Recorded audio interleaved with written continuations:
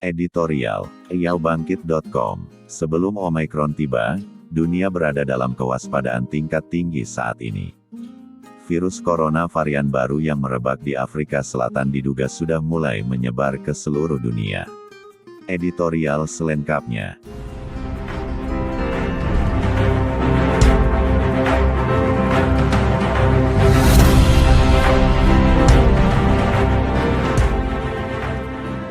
Tidak ada yang tahu pasti apakah varian virus corona yang diberi nama Omikron itu merupakan mutasi yang timbul di benua hitam. Menurut dugaan para ahli, varian yang kini diketahui lebih menular ketimbang varian Delta itu ialah konsekuensi dari ketimpangan progres vaksinasi COVID-19. Afrika merupakan kawasan dengan tingkat vaksinasi paling rendah secara global. Afrika Selatan yang menjadi epicentrum penularan Omikron baru menuntaskan 2 dosis vaksin pada 24% populasinya. Jumlah itu masih jauh dari target 70% yang dicanangkan WHO untuk mencapai kekebalan komunal atas COVID-19. Kemunculan Omikron sontak membuat negara-negara dunia jeri. Kejerian ini terutama karena ketidakpastian. Belum diketahui seberapa ganas varian corona itu jika dibandingkan dengan varian Delta yang membawa tsunami kematian di banyak negara, termasuk Indonesia, beberapa bulan lalu. Indonesia bergegas mengikuti langkah antisipasi yang dilakukan negara-negara lain. Kemarin, pemerintah memutuskan menutup pintu masuk bagi warga negara asing yang berasal atau dalam 14 hari terakhir sempat menyinggahi 11 negara, yakni 10 negara Afrika dan Hong Kong. Warga negara Indonesia masih bisa masuk, tapi diwajibkan mengikuti karantina 14 hari. Di luar itu, durasi karantina bagi pendatang dari luar negeri diperpanjang dari awalnya 3 hari menjadi 7 kali 24 jam. Kebijakan tersebut menunjukkan pemerintah cukup sigap untuk mencegah masuknya Omikron ke Indonesia. Akan tetapi, itu belum cukup. Lagi-lagi harus kita ingatkan seringkali persoalan timbul bukan pada kebijakannya, melainkan pada implementasi dan penegakannya.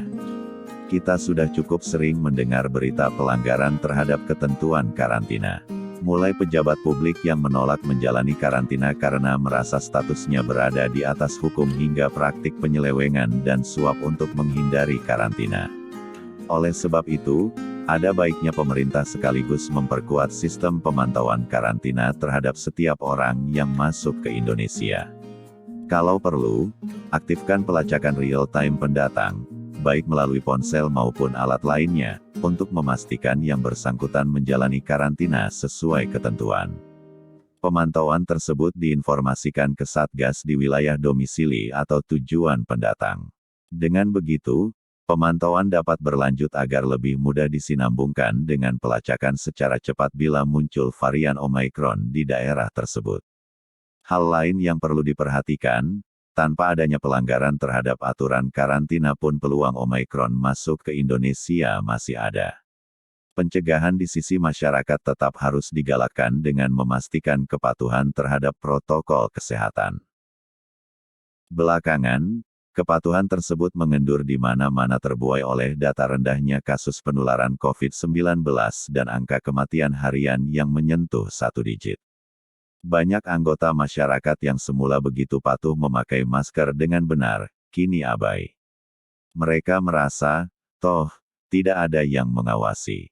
Peran pemerintah daerah untuk terus-menerus menegakkan disiplin masyarakat mematuhi prokes sangat krusial. Segenap kita harus senantiasa siap dengan pelindung pribadi, yakni memakai masker, sering mencuci tangan, menjaga jarak, dan menghindari kerumunan, sebelum Omikron tiba. Presiden Jokowi meminta para menteri bereaksi cepat dan mempelajari kasus COVID-19 dari varian Omikron yang melanda negara-negara lain. Kewajiban memenuhi hak kaum disabilitas. Negara harus menjamin kesejahteraan yang adil terhadap semua warga negaranya. Pengadaan fasilitas dan akses untuk penyandang disabilitas merupakan hal yang harus dilakukan. Dikutip dari media Indonesia,